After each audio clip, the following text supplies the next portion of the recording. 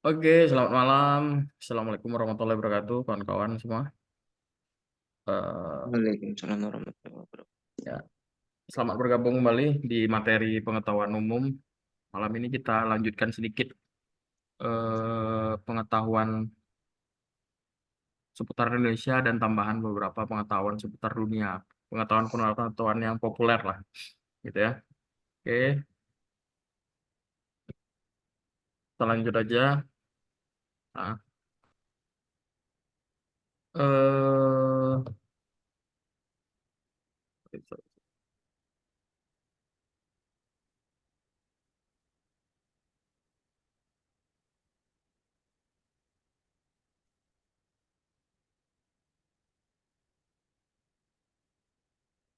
oke. Pertama itu kita bahas dulu tentang materi imperialisme ya, sedikit materi sejarah. Imperialisme dan kolonialisme yang ada di Indonesia pada khususnya.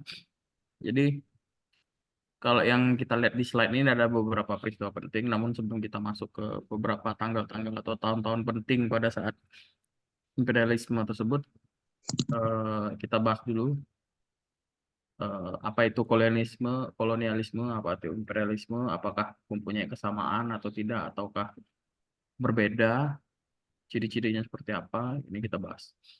Jadi eh, kolonialisme ini suatu bentuk pengaruh yang dilakukan oleh suatu negara atau suatu kerajaan terhadap negara lain atau kerajaan lain yang lebih kecil atau lebih lemah.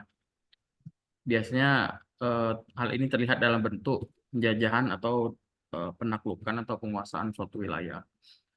Negara kolonial biasanya mengeksploitasi sumber daya alam ataupun sumber daya tenaga dari negara yang dijajah atau negara yang diduduki untuk keuntungan negara yang menjajah, baik itu untuk keuntungan ekonomi ataupun untuk keuntungan lainnya. Ya, imperialisme ini eh, suatu bentuk pengaruh yang dilakukan oleh suatu negara eh, terhadap negara lain yang lebih kecil atau lebih lemah, terus biasanya oleh penjajahan, terus juga dengan tujuan untuk mengeksploitasi baik itu sumber daya alam ataupun sumber daya tenaga dari negara yang dijajah untuk keuntungan tadi ataupun keuntungan dari segi ekonomi, segi politik, eh, atau segi lainnya juga kan. Terus imperialisme ini juga terjadi perlakuan yang tidak adil dalam hal penjajahan tersebut atau terjadinya diskriminasi terhadap suatu kelompok atau etnis atau ras seperti misalnya seperti penjajahan Jepang, mereka yang merasa bahwa negara Jepang adalah negara yang superpower, merasa lebih ras mereka merasa lebih tinggi daripada ras lain seperti negara-negara Eropa, bangsa-bangsa kulit putih gitu kan. Ada rasa eh, mendiskriminasikan suatu bangsa atau suatu negara atau suatu ras. Baik, sehingga terjadilah imperialisme. Nah, dari kedua istilah ini, ya kan, biasanya sering digunakan secara bersamaan. Baik itu untuk menggambarkan eh, praktek penguasaan wilayah dan praktek eksploitasi sumber daya alam oleh negara-negara yang menjajah, kita bilang, atau negara-negara yang lebih merasa lebih kuat atas negara-negara lain yang lebih lemah, gitu kan. Namun kalau kolonialisme ini biasanya lebih ditujukan untuk menggambarkan praktik-praktik ekonomi, ya kan. Sementara kalau imperialisme ini ditujukan untuk menggambarkan praktik-praktik politik. Dari situ gambaran umumnya dulu ya. Nah, kolonialisme ini telah menjadi bagian penting dari sejarah dunia selama berabad-abad dan pastinya telah banyak menyebabkan terjadinya ketidakadilan dan juga penderitaan bagi rakyat yang dikolonisasi atau yang dijajah, gitu ya. Kolonialisme ini biasanya berlangsung puluhan tahun, ratusan tahun, ataupun selama berabad-abad, gitu kan? Dengan berbagai negara, mereka dengan mengirim pasukan ataupun tentara atau petugas ke wilayah lain atau negara lain yang lebih lemah,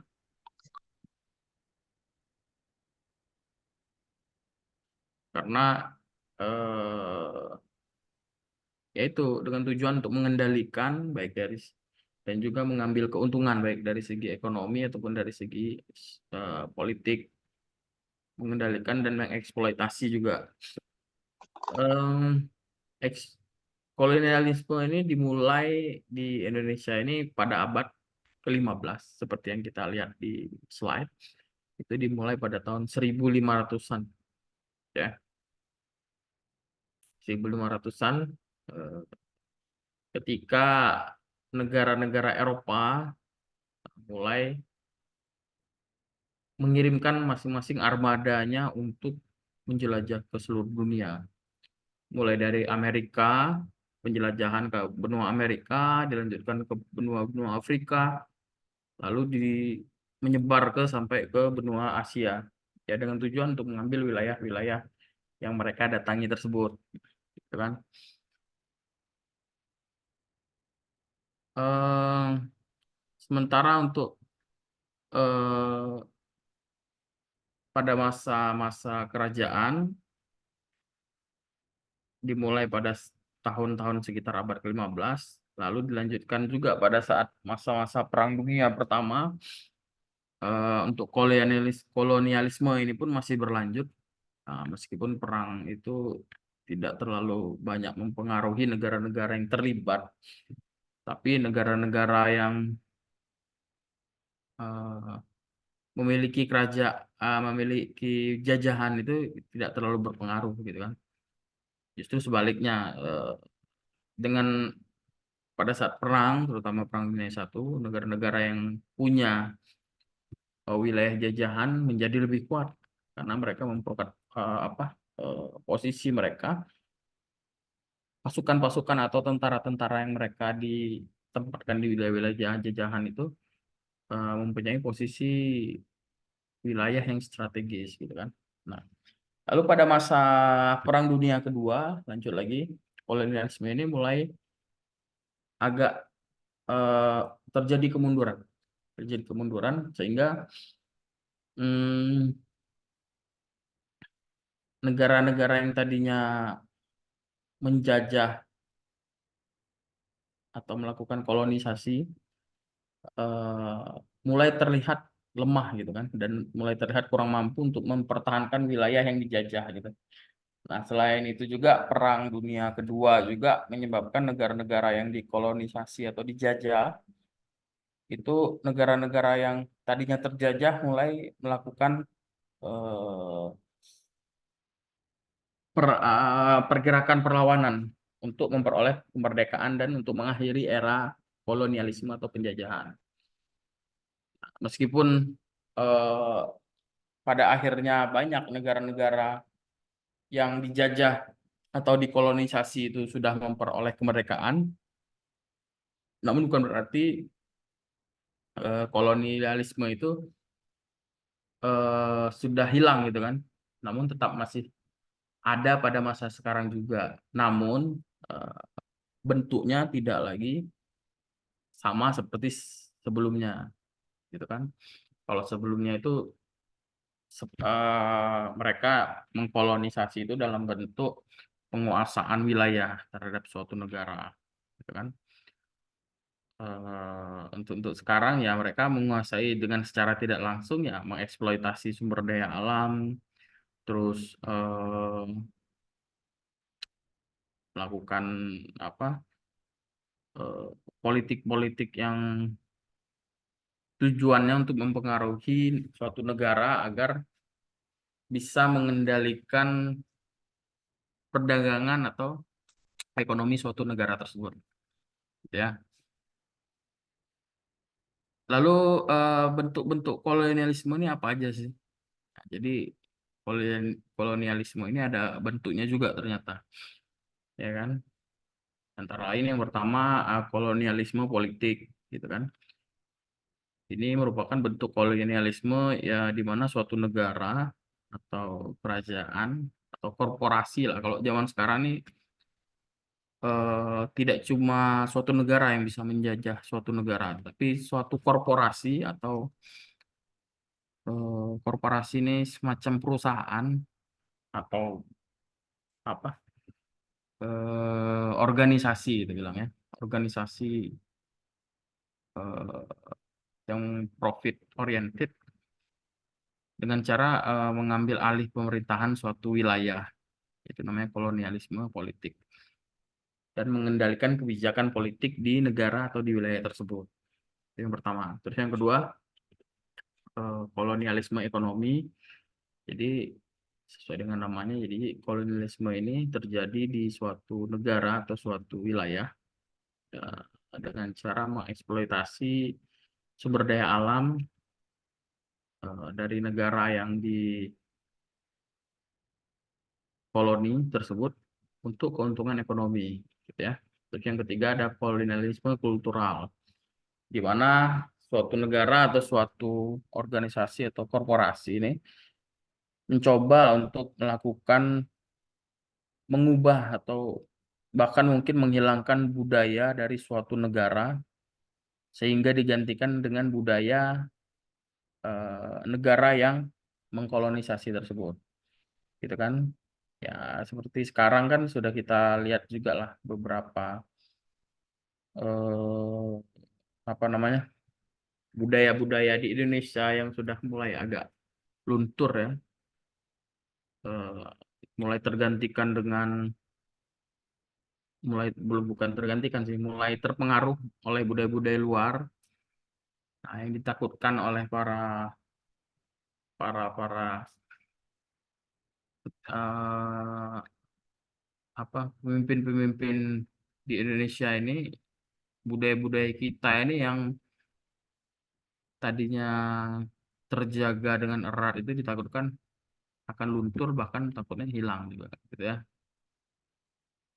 Nah,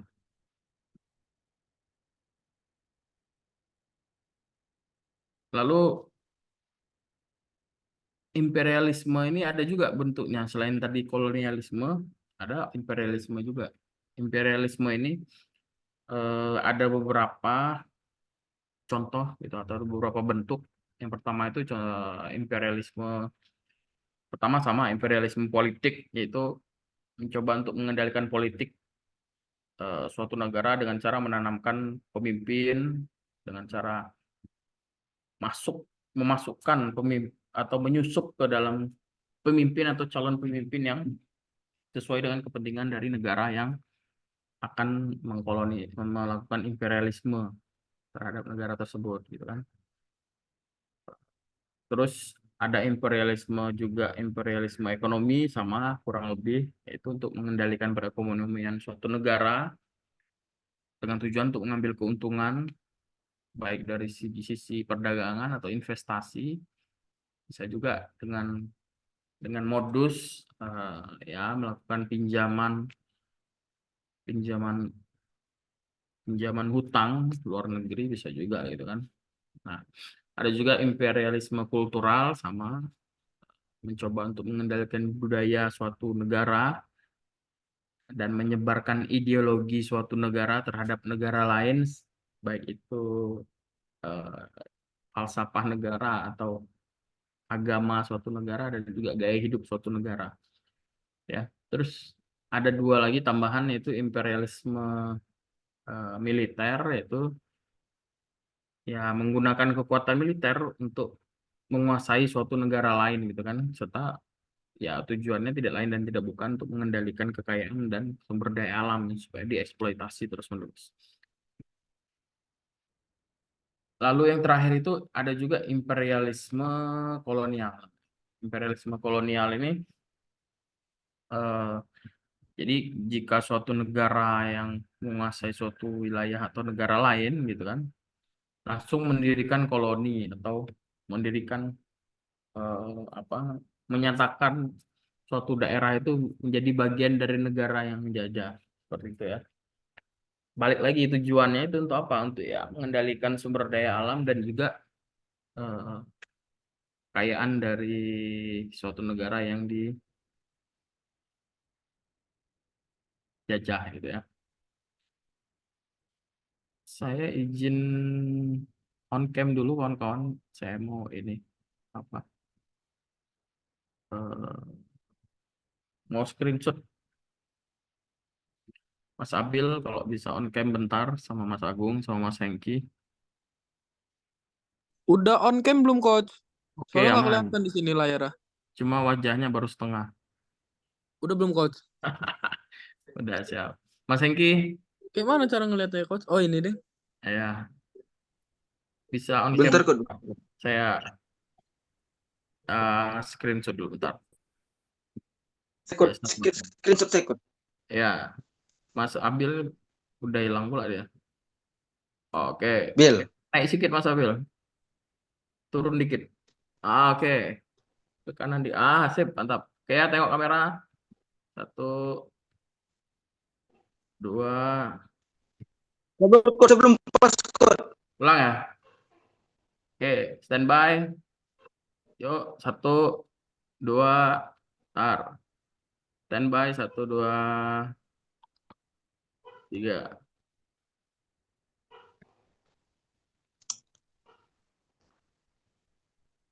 Kali lagi, satu, dua, tiga. Oke, bentar.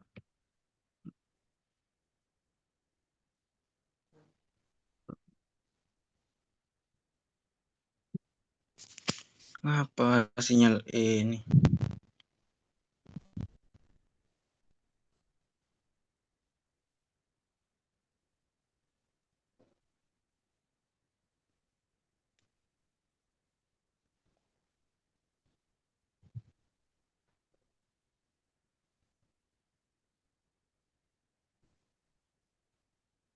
Oke, bentar. Share dulu. Oke ya, dan tempat lagi ya. Oke, oke, lanjut ya. Nah, tadi setelah kita uraikan bentuk-bentuk imperialisme dan kolonialisme, eh, ternyata ada perbedaan di antara kedua itu, gitu kan? Jadi secara singkat perbedaan itu kalau kolonialisme itu menekankan pada penguasaan fisik atas suatu wilayah, sedangkan imperialisme itu menekankan kepada pengaruh ekonomi dan politik terhadap suatu wilayah, kan? Meskipun kadang kedua istilah ini sering digunakan bersamaan, namun perbedaan antara kedua istilah ini pun dapat dilihat dari eh, apa tadi penekanan apa yang diambil itu kan, atau untuk penekanan kendali apa yang diambil. Nah, ini beberapa peristiwa penting yang ada di eh, mulai terjadi di Indonesia seperti yang kita lihat ya kan, dari mulai tahun 1500 sampai 1900-an ya. Berarti yang menurut sejarah imperialisme itu terjadi di Indonesia kurang lebih 3,5 abad ya, kurang lebih seperti itulah. Jadi pada pada apa? Pada mulanya lah gitu. Pada mulanya kan eh, negara Portugis lah, negara Eropa khususnya Portugis ini masuk ke wilayah Indonesia ini kan atas azas hubungan dagang gitu ya. Atas azas hubungan dagang mereka menjalin kerjasama ke kerajaan-kerajaan yang ada di Indonesia. Rupanya eh, mungkin awalnya niatnya untuk dagang, tapi setelah dilihat situasi dan kondisi mereka jadi ingin menguasai sepenuhnya, maka timbullah praktek kolonialisme tersebut. Ya, ini nanti tanggal-tanggal ini kawan-kawan highlight aja, kawan-kawan baca-baca nanti materinya nih.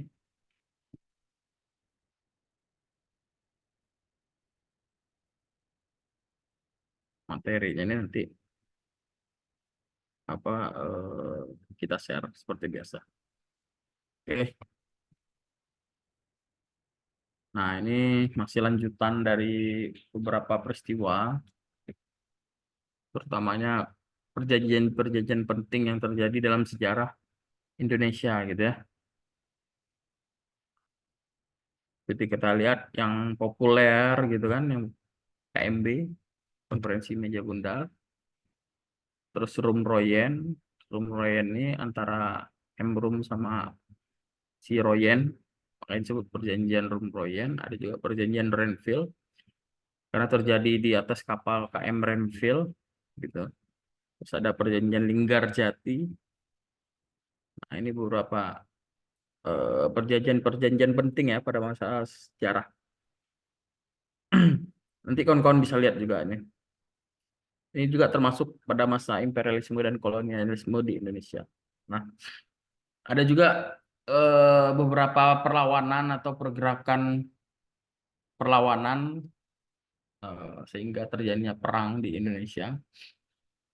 Yang pertama bisa kita lihat itu ada dari tokoh Patimura. Kalau berdasarkan sejarah yang kita ketahui, nama lain dari Patimura ini atau nama aslinya itu Thomas Matulesi. Terus ada juga beberapa tokoh perjuangan yang turut ikut serta dalam pergerakan perlawanan Patimura tersebut. Ada seperti Kristina Marta Tiahahu, Paulus Tiahahu, Philip Latumahina, gitu kan, Said Perintah, Antoni Ribot. Nah, daerahnya apa? Nah, daerah-daerah di timur, Maluku atau Ambon. Nah, yang saya highlight biru-biru ini nanti kawan-kawan kenang-kenang atau kawan-kawan ingat-ingat lah. Jadi yang biru-biru ini agak penting juga. Seperti tanggal 16 Mei itu, pasukan Patimura mulai merebut benteng Dorstede, gitu. Benteng Belanda, punya Belanda. Tetapi eh, bantuan pasukan Belanda datang dengan persenjataan lengkap sehingga benteng tersebut direbut kembali oleh Belanda, sehingga Patimura tertangkap di Sirisori. Lalu pada tanggal 16 Desember, selang beberapa bulan setelah itu, Patimura ditangkap dan dihukum gantung. Gitu ya. Nah, untuk di daerah Jawa dan perlawanan atau ya perlawanan untuk pergerakan kemerdekaan yang dilakukan oleh Pangeran Antasari, gitu kan. Beberapa tokoh yang mendukung seperti Kiai Demang Leman, Kiai Langlang, Haji Nasrun, Boesin, Tumenggung, Suropati, ya. Pangeran Antasari ini eh, masih dari kerajaan Banjar, sorry ya, bukan di Jawa, tapi di daerah Kalimantan. Kalau Banjar yang di Jawa itu Banjarnegara, ya. Kalau di Kalimantan itu ada Banjar. Eh, Perlawanan ini terjadi karena Belanda ikut campur terhadap pemerintahan kerajaan Pangeran Antasari, sehingga eh, Pangeran Antasari merasa oh ini udah terlalu ngerecokin lah gitu. Jadi sampai Belanda pun ingin berusaha menghapuskan kerajaan Banjar, makanya terjadilah perlawanan ini pada tahun 1809 sampai 1862. Lumayan ya, setengah abad, hampir 50 tahun ya perlawanan tersebut. Nah, terus ada juga Perang Padri. Perang Padri ini di wilayah eh, Padang ya, Sumatera Barat gitulah, daerah-daerah Sumatera Barat. Nah, ini tokoh utama atau pemimpinnya itu namanya Tuanku Imam Bonjol, ya. Pada asal muasal dari Perang Padri ini eh, terjadi karena perang saudara asalnya antara kaum adat dan kaum pembaharu atau Padri. Jadi kaum adat nih minta bantuan kepada Belanda, gitu kan, sehingga terjadilah perang melawan Belanda oleh kaum Padri atau kaum pembaharuan ini. Lalu selanjutnya ternyata kaum adat ini merasa tertipu oleh Belanda, gitu kan. Eh, Ternyata apa malah eh, karena merasa tertipu tersebut, kaum adat nih justru membantu kaum Padri untuk melawan Belanda gitu kan. Nah, jadi pada tahun 1837, tepatnya tanggal 25 Oktober, Tuanku Imam Bonjol ini ditangkap, lalu diasingkan ke wilayah Cianjur, lalu dipindahkan ke Ambon, wafat 6 November 1864 di Manado.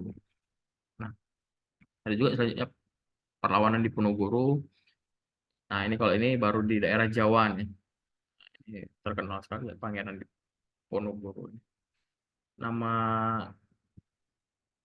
nama bangsawan itu Raden Mas Ontowiryo.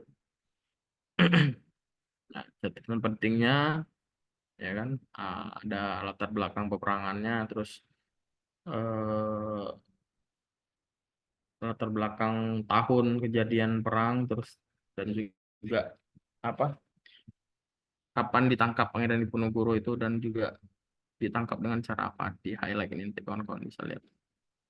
Lalu selanjutnya itu ada juga beberapa perang yang lain, seperti perang di Bali itu ada Gusti Ketut Jelantik, terus di daerah Sumatera Utara itu ada Sisingamangaraja namanya, perlawanan dari Sisingamangaraja. Daerah Tapanuli ya, Tapanuli berarti masih daerah Sumatera Utara juga. Terus ada perlawanan dari Trunojoyo atau namanya Panembahan Maduretno, daerah Jawa Timur. Ada tokoh-tokoh pendukungnya, ada Sunan Giri, ada Kraeng Galesung, ada Monte Merano gitu ya. Sesuai dengan namanya Panembahan Maduretno, jadi perlawanan Trunojoyo ini dimulai di Pulau Madura gitu ya. Lalu ada perlawanan Aceh. Nah, tokohnya Teku Umar, Cut Nyak Nah, kalau Aceh udah khas lah ya namanya. Ada Teku, Tengku, Cut, Cut gitu lagi kan.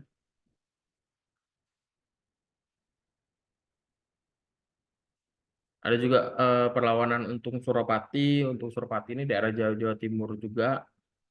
Terus melebar sampai ke daerah Jawa Tengah. Terus ada juga dari daerah timur, khususnya Pulau Sulawesi. Ada perlawanan dari Sultan Hasanuddin tahun 1633 sampai 1666. Sultan Hasanuddin ini bangsawan gitu ya, dari daerah Makassar, dari kerajaan di sana. Jadi pada waktu itu Belanda mengajak kerajaan Bone untuk bergabung menggempur Makassar gitu kan, sehingga akhirnya Sultan Hasanuddin pun menyerah ya. Nah, kita lompat lagi agak maju ke depan, setelah zaman-zaman kerajaan ada zaman pergerakan nasional namanya. Nah, di sini mulailah bermunculan organisasi-organisasi politik atau organisasi-organisasi pemuda yang menginisiasi perjuangan secara lebih intelek lah gitu, perlawanan terhadap Belanda itu. Jadi tidak ada pergerakan perlawanan secara fisik seperti yang tadi kita bahas, ada yang secara intelektualitas melalui gerakan-gerakan politik seperti ini. Nah, itu ada namanya organisasi yang pertama sekali ini, organisasi pergerakan nasional yang pertama seperti yang kita kenal, namanya Budi Utomo, inisiatornya, atau kita sebut pendiri lah gitu ya, Dr. Wahidin Sudirohusodo gitu ya. Berdirinya 20 Mei 1908. Ada juga selain Dr. Wahidin, pendiri-pendiri yang lain itu ada Sutomo, Cipto Mangunkusumo, Gunawan Mangunkusumo, Suraji Gumbrek gitu kan. Bertempat di Gedung Stovia, Jalan Abdurrahman Saleh nomor 26 Jakarta gitu ya. Lalu habis itu di tahun 1911, selang ya 3 tahun dari Budi Utomo berdiri, muncullah namanya Sarekat Dagang Islam atau SDI. Jadi tujuan pembentukan SDI ini untuk menanggulangi pengaruh para pedagang Cina yang luar biasa pada saat itu, karena eh, terbukanya jalur sutra, jalur perdagangan, sehingga muncullah Sarekat Dagang Islam ini, ya kan. Tokoh perintisnya Dr. Sutomo, ya. Ini beda nih, Sutomo dengan Budi Utomo sama Dr. Sutomo yang di Sarekat Dagang Islam, ya. Berdiri tahun 1935. Berdiri tahun 1911. Nah, inisiatornya atau founder ya gitu kan, Tirto Adi Suryo. Nah, kalau yang ada Dr. Sutomo satu lagi itu ada namanya Partai Indonesia Raya, namanya Parindra kalau dulu. Kalau sekarang Perindo ya, Partai Indonesia Raya ya. Kalau dulu ada juga Partai Indonesia Raya, tapi singkatannya Parindra. Oke, lanjut kita ke selanjutnya tahun 1912 ada ya Sarekat Islam, masih pergerakan organisasi yang apa namanya beridentitas Islam. Setelah tadi Sarekat Dagang Islam, sekarang ada Sarekat Islam. Ya, pendirinya itu atau inisiatornya Kos Cokro Aminoto, ya kan? Sebenarnya Sarekat Islam ini juga merupakan kelanjutan dari pergerakan nasional Sarekat Dagang Islam juga, gitu kan? Sehingga menjadilah Sarekat Islam, lalu berubah menjadi Partai Sarekat Islam (PSI). Kalau dulu PSI itu Partai Sarekat Islam, kalau sekarang PSI-nya udah beda lagi ya. Terus tahun 1929 berganti menjadi Partai Sarekat Islam Indonesia (PSISI). Nah, ini ada selain Budi Utomo ada yang lebih populer juga, namanya Indische Party. Indische Party gitu ya. Party itu bahasa Belanda dari partai sebenarnya. Partai. Pendirinya Dr. Edward Douwes Dekker itu. Atau nama zaman dulu orang bilang nama pribuminya itu Danu Dirja Setiabudi gitu kan.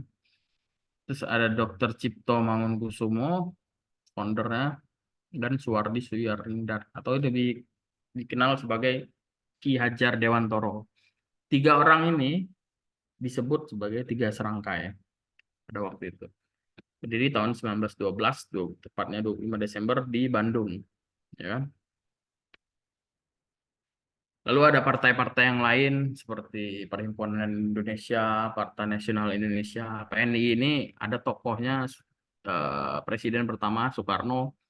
Inilah nanti yang menjadi cikal bakal dari apa namanya aliran-aliran Soekarnois gitu, Marhainisme gitu, dan juga sampai sekarang menjadi apa namanya ya, kalau partai sekarang itu turunannya PDIP lah gitu ya.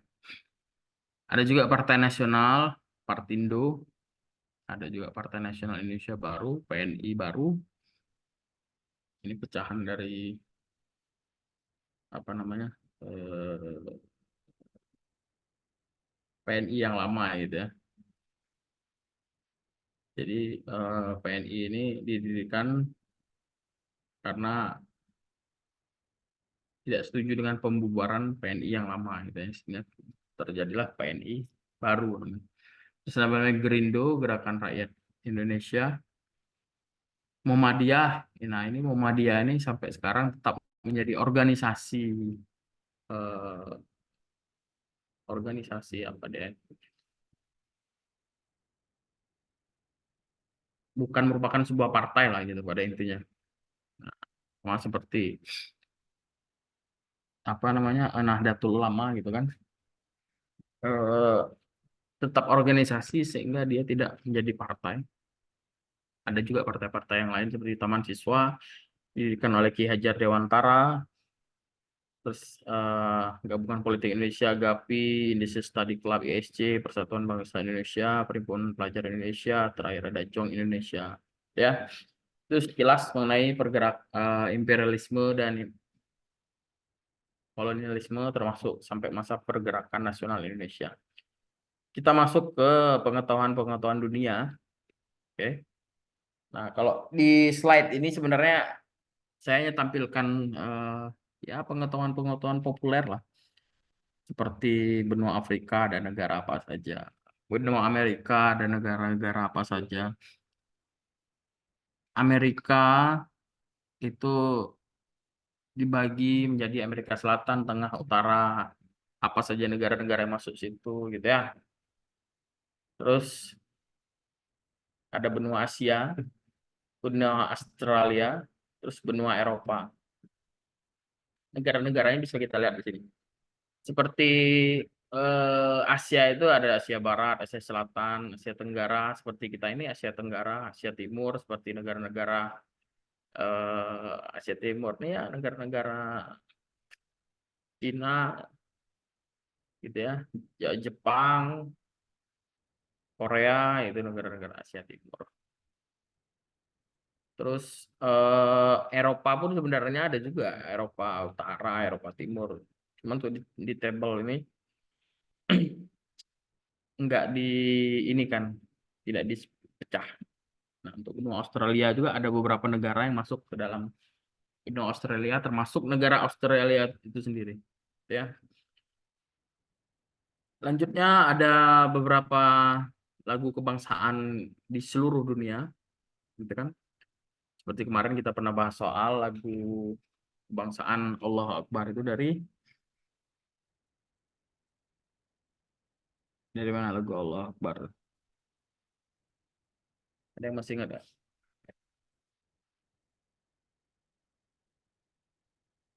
Atau udah lupa?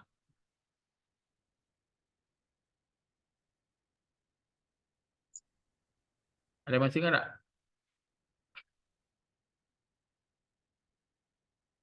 Mas ini Lupa coach, lupa. Lupa, coach. dari daerah ini itu Libya nomor 67. Ada ya? Oke. Nanti kawan-kawan bisa dibaca-baca sekilas. Untuk negara-negara populer itu biasanya ada ditanyakan. Yang pasti lagu kebangsaan Indonesia harus tahu lah, Indonesia Raya gitu ya. Terus ini Oke, coach. mata uang populer di seluruh dunia. Untuk beberapa negara itu, kalau euro itu ada yang tahu nggak mata uang negara mana? Jerman kalau nggak salah ya, coach. Siapa itu tadi? Siapa yang ini tadi? Abil, Akil. coach. Ada yang lain nggak pendapat? Euro mata uang negara mana?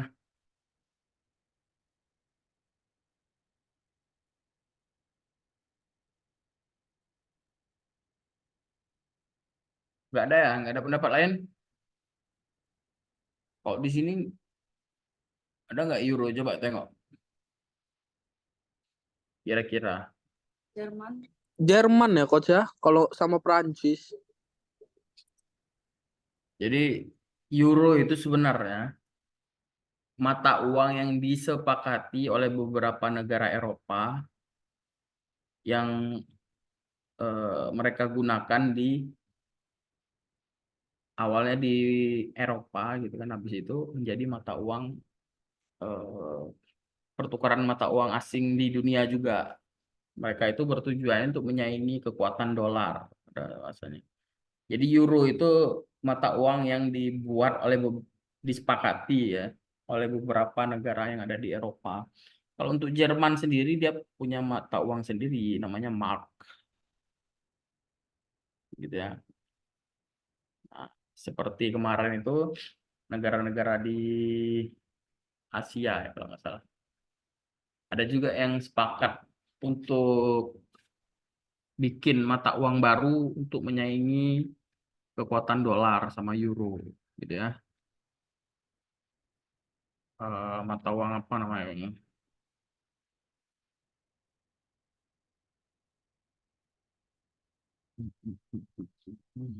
Ada istilahnya kemarin tuh mata uang Asia itu, termasuk Indonesia juga udah mau ikut join untuk eh, untuk bergabung untuk menggunakan mata uang tersebut, tapi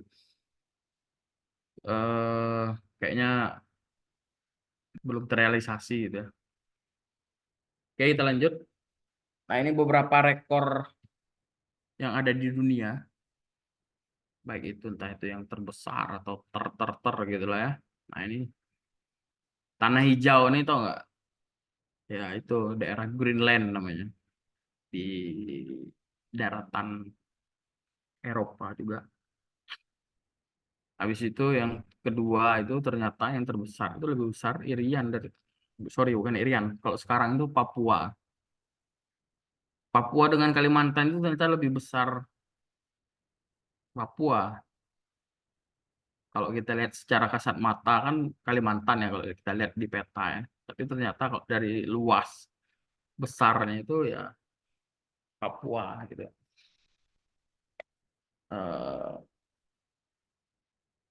terus ada danau terbesar gitu ya. Danau Baikal di Asia, terus danau Laut Aral, danau Laut Kaspia, terus ada danau yang terdalam, Danau Baikal di Siberia, daerah pegunungan Alpen sana.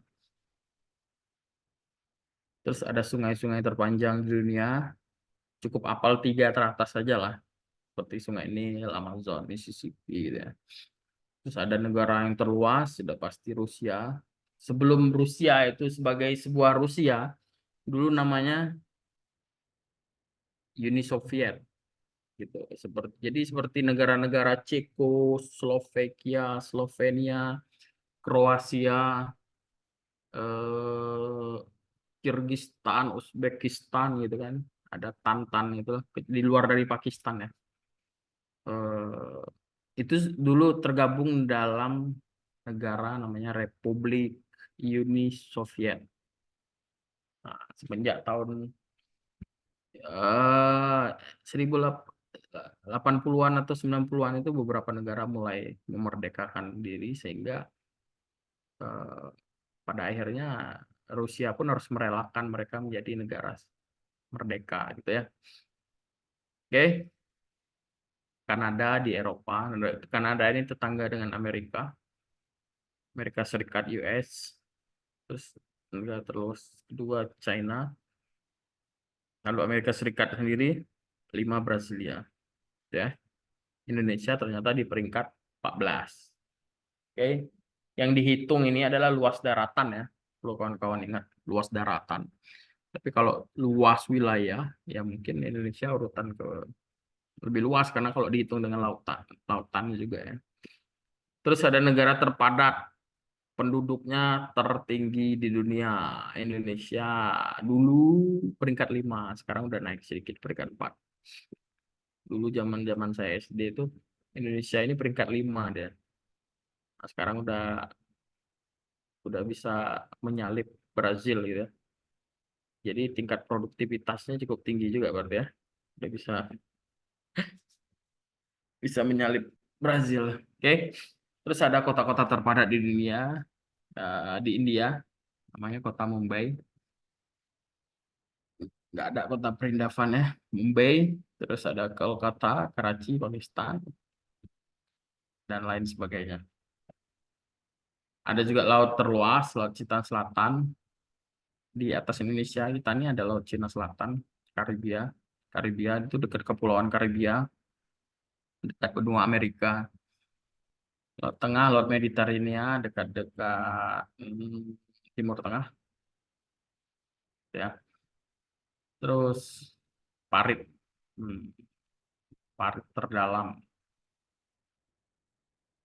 Terus ada gunung api tertinggi. Nah, rata-rata yang tertinggi itu di negara Amerika Latin semua ya.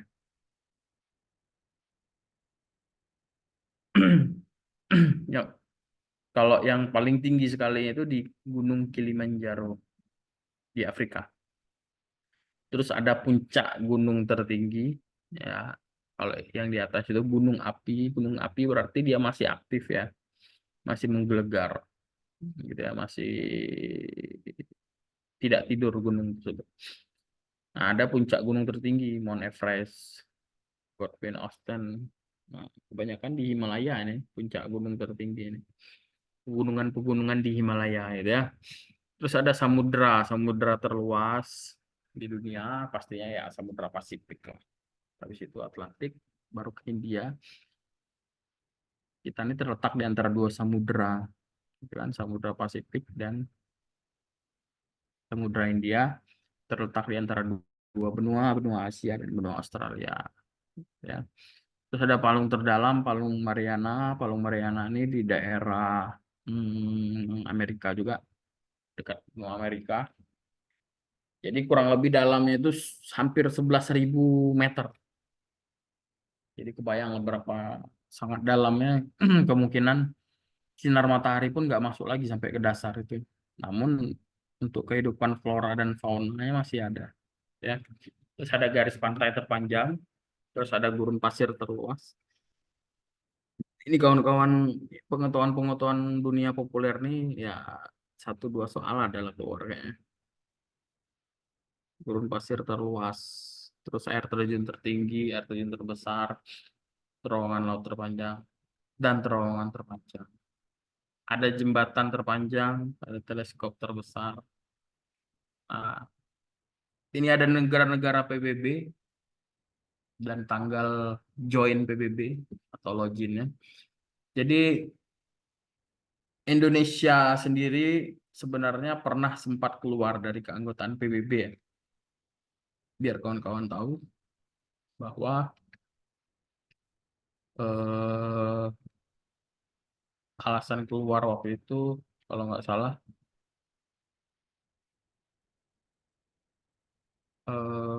tahun berapa ya? Ya, sudah merdeka lah zaman Presiden Soekarno. Tahun 65 kalau nggak salah. Ya, awal Januari gitu kan.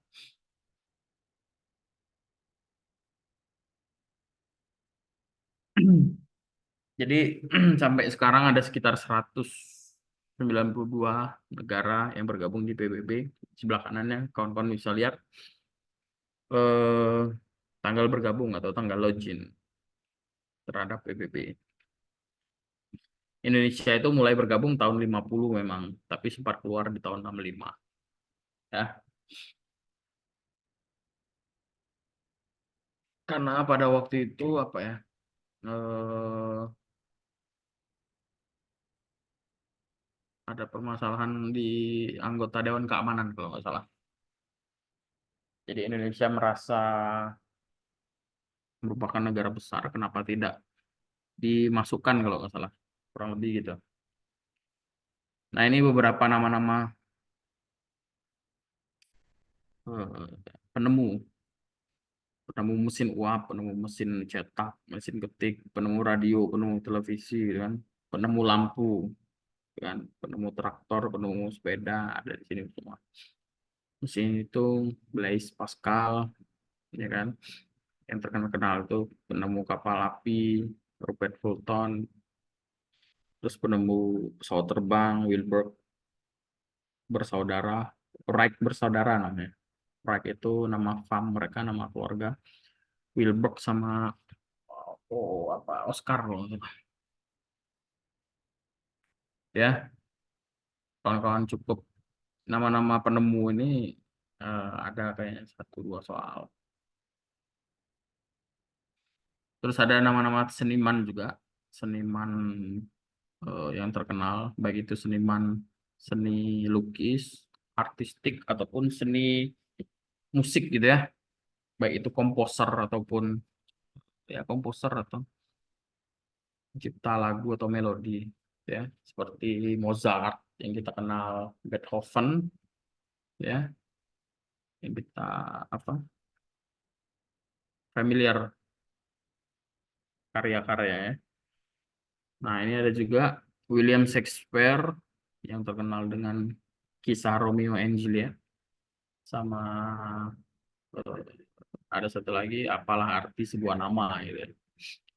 Ada Leonardo da Vinci, lukisan yang sangat terkenal dan fenomenal itu Mona Lisa, sampai dibuatkan film Da Vinci Code.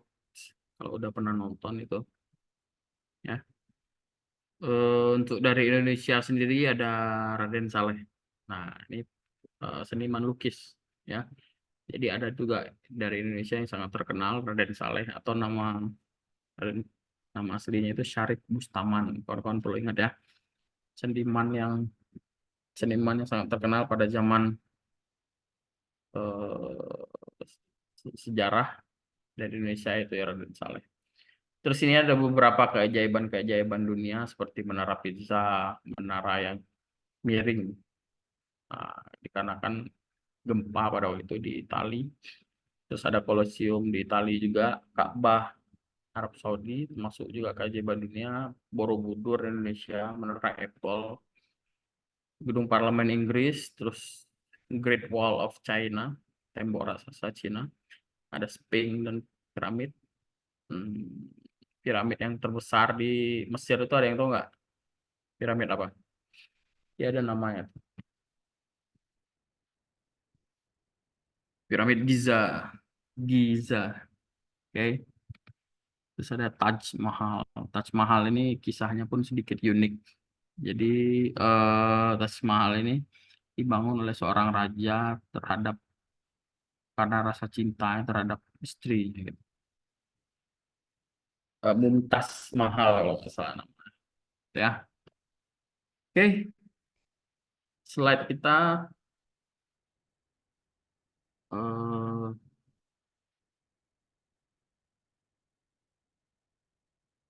slide-nya udah habis. Tinggal kita bahas beberapa inilah ya soal ya. Masih stay nggak nih, kawan? Masih coach, Ya. suaranya rada macet-macet coach. Sinyal ya. Iya coach. Hujan di sana ya. Udah berhenti sih coach, hujannya tadi sore. Oh, oke oke. Eh, kawan-kawan libur panjang ini aktif juga apa off juga di bimbel utamanya? Aktif coach. Tetap kan? Iya Simultan. coach. Ya, ya. Eh, karena kita mengikuti juga karena materi ini agak lumayan ini sih takut maksudnya biar kita padatkan juga. Paling nanti di puasa nanti kita menyesuaikan lah ya. Oke. Ini ada beberapa latihan soal ya. Kita sambil kita bahas atau kita langsung soal jawab. Langsung soal jawab ya. Sambil kawan-kawan nginget juga nih biar ini. Oke. Nomor 1, tokoh Belanda yang cenderung bersimpati pada penderitaan bangsa Indonesia pada masa penjajahan, sehingga menyampaikan kritik dengan mengusulkan agar Belanda melakukan balas budi untuk bangsa Indonesia. Nah, ada yang tahu nggak siapa tokohnya? Kalau F.E. Dausdekker itu udah jelas lah. Tadi baru kita lewat kan.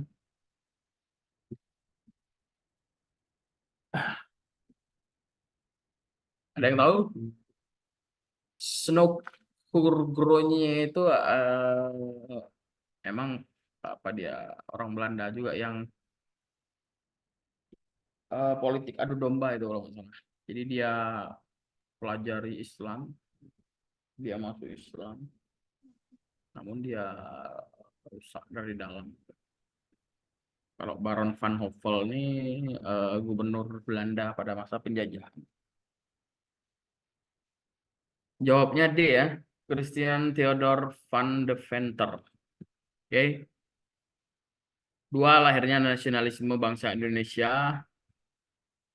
C. secara langsung dipengaruhi oleh bidang politik etis, yaitu kalau ini jawabannya D, pendidikan. Oke, kawan-kawan ingat ya. Yang ketiga, tonggak lahirnya kebangkitan nasional ditandai dengan munculnya organisasi pergerakan nasional yang pertama. Tadi di slide yang pertama itu Budi Utomo. A berarti ya. Oke, nomor 4, semangat persatuan dan kesatuan rakyat Indonesia selama penjajahan dipicu oleh penderitaan rakyat selama beratus tahun atas dasar azas apa nih? Semangat persatuan. Kalau pernah baca nih, dia azas perasaan senasib sepenanggungan gitu ya. Nomor 4 nih berarti B. Nomor 5, salah satu pendorong pergerakan kebangsaan Indonesia dari luar adalah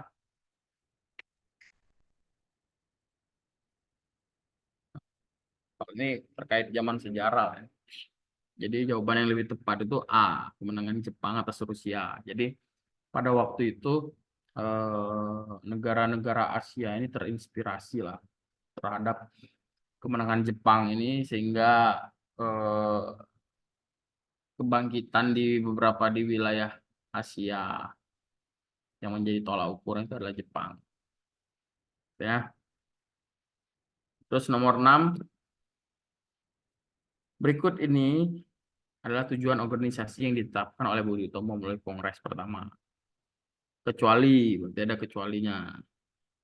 A, memajukan pengajaran, B, memajukan pertanian, C, memajukan teknik industri, D, membentuk gerakan politik aktif, E, memajukan perdagangan. Nah, jadi kalau tujuan itu biasanya kalau nggak meningkatkan, memajukan gitu bahasanya gitu lah kurang lebih. Jadi untuk bergerak ke arah yang lebih baik gitu. Nah, di antara 5 jawaban ini, jawaban yang paling tepat itu D ya, bentuk gerakan politik aktif. Jadi pada pada awalnya organisasi ini organisasi pelajar lah sebenarnya, organisasi para pelajar yang bertujuan ini memajukan pengajaran, intelektualitas rakyat Indonesia pada khusus khususnya gitu. Oke, nomor 7, pendirian Syarikat Dagang Islam. Pada awalnya bertujuan untuk yang tahu. Nomor 7 ini jawabannya A, melindungi kepentingan pedagang pribumi dari ancaman pedagang Tiongkok. Tadi kan ada yang kita highlight tadi kan, latar belakang berdirinya atau munculnya Serikat Dagang Islam tersebut. Nanti kawan-kawan bisa lihat di slide nanti di apa namanya, yang di highlight biru tadi. Oke, nomor 8, perubahan Serikat Dagang Islam menjadi Serikat Islam di latar belakangi oleh, nah ini ada juga latar belakangnya. Kalau ini jawabannya B, karena kegiatan organisasi lebih terbuka ke bidang-bidang lain. Kalau Serikat Dagang Islam itu berfokus pada perdagangan di eh, apa masyarakat-masyarakat Islam gitu. Nah, sehingga berubah menjadi Serikat Islam, kegiatan organisasinya lebih terbuka ke bidang-bidang yang lain gitu kan, tidak hanya perdagangan saja. Oke, nomor 9, berikut ini yang merupakan kesepakatan sebagai dasar-dasar pemikiran bersama dalam Kongres Pemuda 1 adalah berikut ini yang merupakan kesepakatan dasar-dasar pemikiran bersama Kongres Pemuda. Oh, ini terbelakang ini nih, Sumpah Pemuda nih. Kalau dilihat dari sini jawabannya itu A dan B benar. Jadi cita-cita Indonesia merdeka menjadi cita-cita semua pemuda Indonesia 1928 lah gitu ya. Sumpah Pemuda. Terus semua perkumpulan pemuda berupaya menggalang persatuan organisasi pemuda dalam satu wadah. Gitu. Jadi jawabannya A dan B, nomor 9. Nomor 10, perhatikan faktor-faktor berikut. Sejarah, kemanusiaan, bahasa, hukum adat, persatuan, pendidikan, kemauan. 5 faktor yang dikemukakan oleh M. Yamin pada rapat pertama Kongres Pemuda tentang arti dan hubungan persatuan dan pemuda ditujukan untuk nomor Jawabnya kalau ini C ya. 1, 3, 4, 6, 7. Sejarah, bahasa, hukum adat, pendidikan, kemauan. Oke. Plus peristiwa Sumpah Pemuda merupakan suatu pengakuan dari pemuda-pemudi Indonesia yang mengikrarkan. Nah, ini ada yang tahu nggak? Ada yang tahu? Nomor 11. Peristiwa Sumpah Pemuda merupakan suatu pengakuan dari pemuda-pemudi Indonesia yang mengikrarkan. Ada 3 tuh ikrar Sumpah Pemuda itu. Ada yang tahu nggak? Bertanah air satu, berbangsa satu, dan berbahasa yang satu. Jadi jawabannya A. Ya kan, isi Sumpah Pemuda itu kan kami pemuda-pemudi Indonesia menyatakan dengan ini bertumpah darah satu, tanah air Indonesia, gitu ya. Yang kedua, berbangsa yang satu, bangsa Indonesia. Yang ketiga, bahasa persatuan, bahasa Indonesia. Oke, 11A. 12, pada masa pergerakan Partai Nasional Indonesia, PNI ya, tadi yang Soekarno, mampu berkembang pesat. Hal ini dikarenakan C, merangkul semua golongan. Ini harus diketahui juga, karena pada waktu itu, apalagi dengan tokoh Soekarno, yang waktu itu sangat apa namanya, menyimbolkan perjuangan lah pada waktu itu. Oke. 13, dalam sidang Volksrat, seorang anggota mengajukan petisi yang berisi tuntutan kemerdekaan Indonesia dalam 10 tahun. Petisi tersebut dikenal dengan B, petisi Sutarjo. Ya. 14, Belanda menyerah tanpa syarat kepada Jepang pada tanggal, nah ini Perang Dunia Kedua nih, yang Jepang kalah dari sekutu. Sorry, Jepang kalah. Belanda kalah dari Jepang. Habis itu baru Jepang kalah dari sekutu. Nah, pada waktu itu persiapan kemerdekaan Indonesia. 14 ini 8 Maret 1942 ya. 15, langkah awal Jepang masuk ke negara-negara Asia adalah ditandai oleh serangan Jepang terhadap sekutu, yaitu ini udah tau lah gitu ya, ada filmnya juga, Pearl Harbor, penyerangan pangkalan militer AS di Pearl Harbor. 15A. Oke, 16, Jepang menggunakan semboyan 3A. Nah, ini ada yang tahu nggak? Semboyan Jepang ya. Sejarah SMA. Ada yang bisa jawab? Mas Agung, Mas Abil, Coach ini nggak kebaca sama sekali coach soalnya kalau di HP. kecil kali ya? Kecil banget. Sorry. Ini kelihatan nggak? Nah, ini kelihatan coach. 16, Jepang menggunakan semboyan 3A untuk menarik simpati. Kelihatan coach. Ini sejarah kelas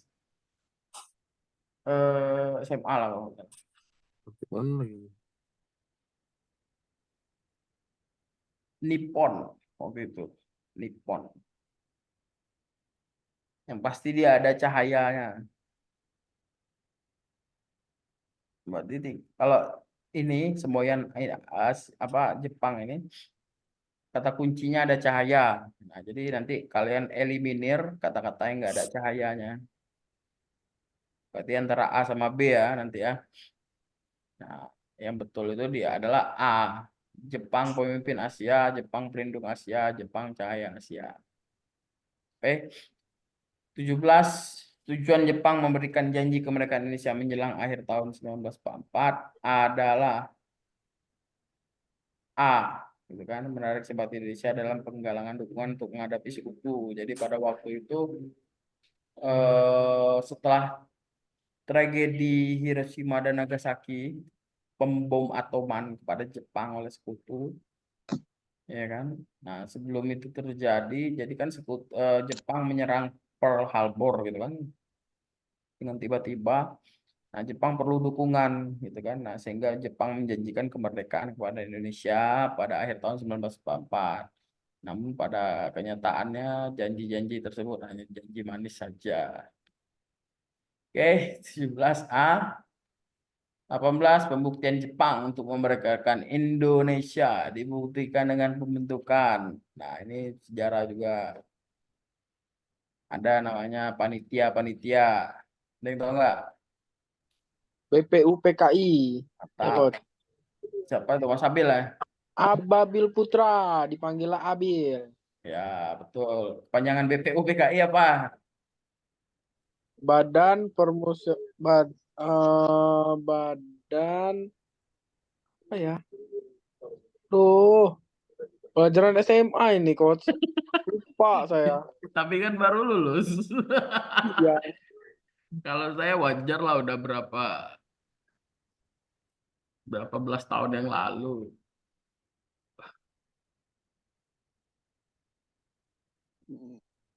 Badan Badan Pendidikan Usaha Persiapan Kemerdekaan. ya, bukan badan panitia ya, badan penyelidik. Usaha persiapan kemerdekaan Indonesia.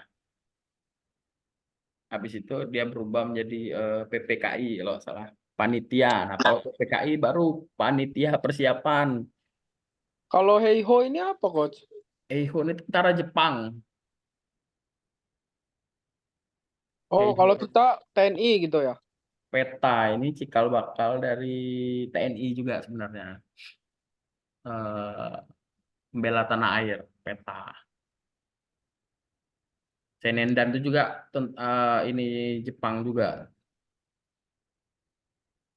Jadi pada waktu itu ada tentara Jepang yang murni Jepang, ada tentara Jepang yang ada juga sebagian itu rakyat pribumi pada waktu itu. Di antara duanya kalau nggak salah. Cuma saya lupa mana yang eh, murni Jepang apa ya, gabungan gitu. Kayak betul ya nomor 18 itu D, Badan Penyelidik Usaha ya. Yang 19 ada beberapa gagasan dasar negara. Nah, ini eh, cikal bakal Pancasila, gitu kan? Jadi Pancasila itu ada sebelum jadi seperti sekarang itu ada para perumus-perumusnya. Jadi ada berapa kali rumusan Pancasila, ada beberapa tokoh juga. Nah, ini gagasan dasar itu ada 5 ini, tapi tidak apa namanya?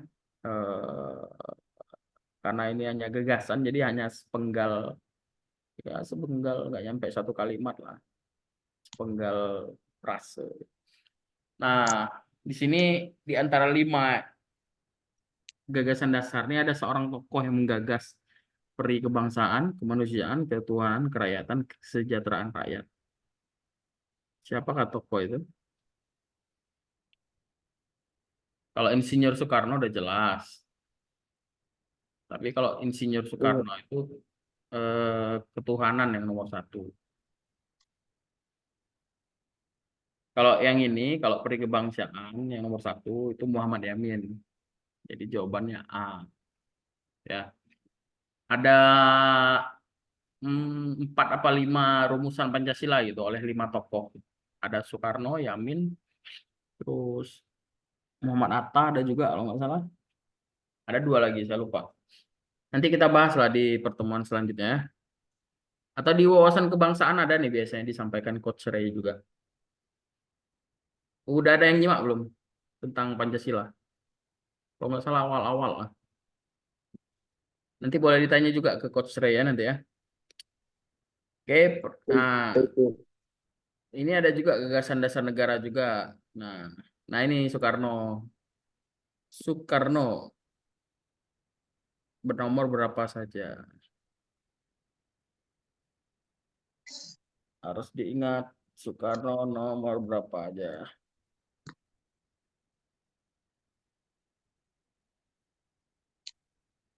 Soekarno itu nomor 1, terus 3, 6, 78. 13678 ada nggak? 1, 3. Ada. Berarti B ya. Ini gagasan Soekarno itu B berarti. Oke. 20 soal aja malam ini. Baik, Coach. Ntar saya stop recording.